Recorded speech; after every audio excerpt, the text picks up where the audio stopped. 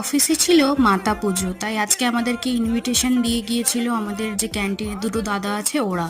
তো আমরা সেখানেই যাচ্ছি, আর এসে দেখি প্রচণ্ড ভিড় এইখানে ঠাকুর দেখার জন্য। আমি তো দেখতেই পাইনি, আর খেতে বসবো তো সেখানে এত লাইন।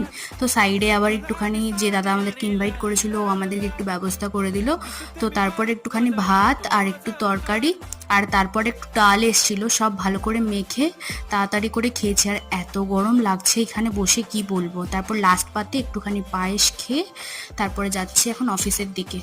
আর এদিকের রাস্তাগুলো এত সুন্দর, এটা নতুন জায়গা, কোনোদিন আগে তোমাদের সাথে শেয়ার করিনি। ভেতরের জঙ্গলটা দেখছো, মনে হচ্ছে ঝাড়গ্রামে চলে এসেছি, এত সুন্দর কি বলবো।